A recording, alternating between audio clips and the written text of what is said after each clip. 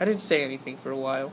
I guess I was trying to absorb the idea that this small, spare man in prison gray next to me could be worth more money than Warden Norton would make in the rest of his miserable life, even with the scams thrown in. When you said you could get a lawyer, you sure weren't kidding, I said at last. For that kind of dough, you could have hired Clarence Doro or whoever's passing for him these days. Why didn't you, Andy? Christ! You could have been out of here like a rocket.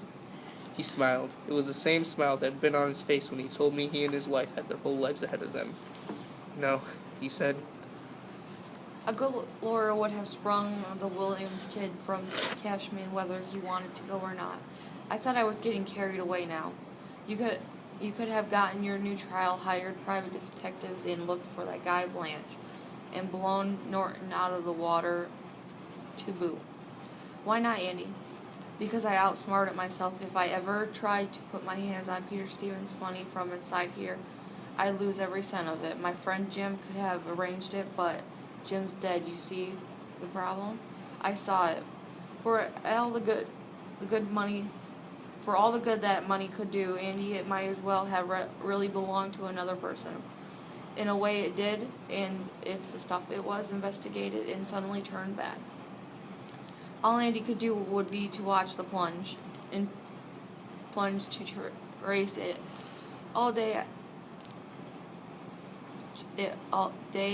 after day on the stocks and bonds page of the Press Herland. It's a tough life if you don't weaken, I guess. I'll tell you how it is, Red. There's a big hayfield in a town called Buxton.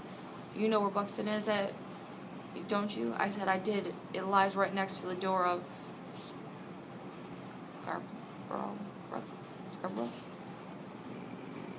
Last Scarborough?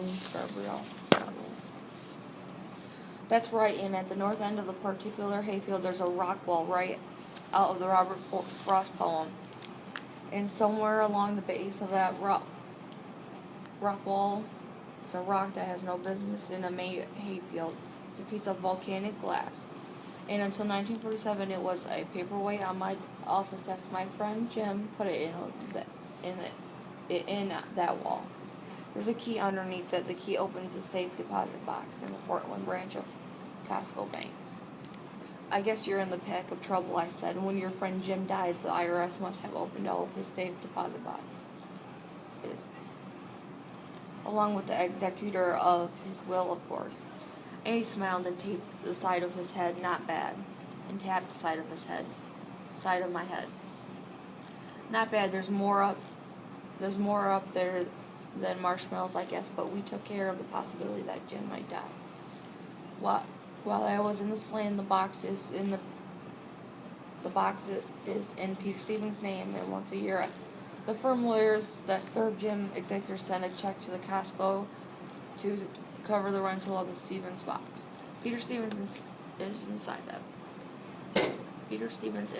that box, just waiting to get out. His birth certificate, his social security card, and his driver's license. The license is 6 years out of date because Jim died 6 years ago, true, but it is still perfectly renewable for $5 a fee. His stock certificate are there, the tax-free municipals, and about 18 bearer bonds in the amount of $10,000 each. I whistled.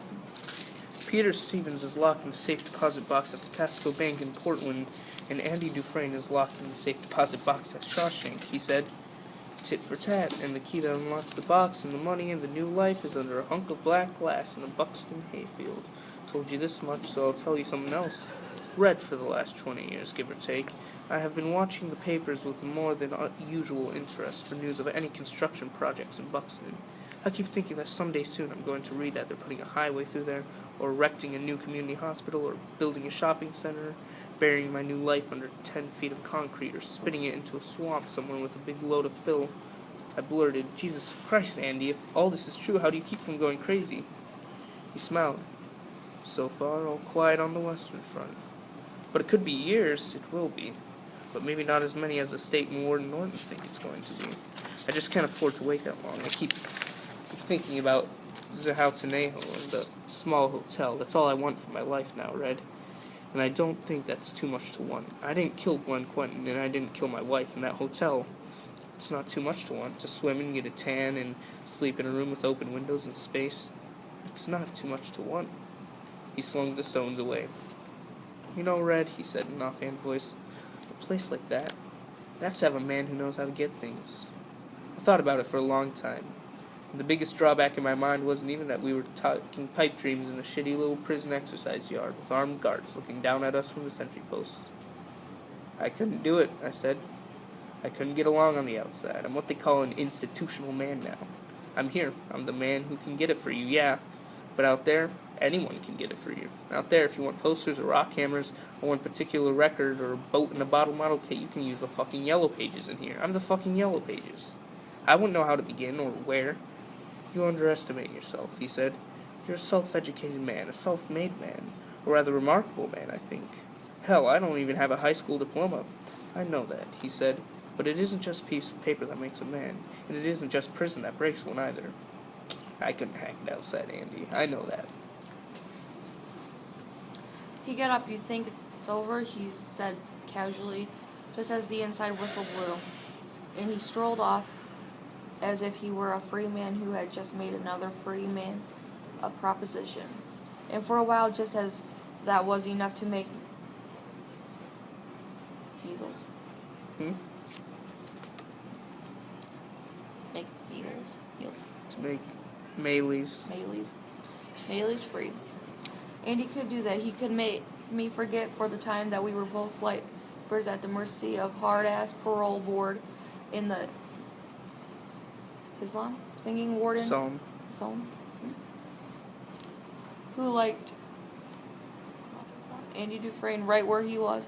After all, Andy was a lapdog who could do tax returns. What a wonderful animal! But by that night in my cell, I felt like a prisoner again. The whole idea seemed absurd. In that mental image of blue water and white peaches seemed more cruel than foolish. It dragged at my brain like a fish hook. I just couldn't wear that invisible coat the way Andy did. I fell asleep that night and dreamed of great glassy black stones in the middle of a hayfield, a stone shaped like a giant blacksmith's anvil. I was trying to rock the stone up so I could get the key that was underneath. It wouldn't bulge. It was just too damn big. And in the background, but getting closer, I could hear the bay of the bloodhounds.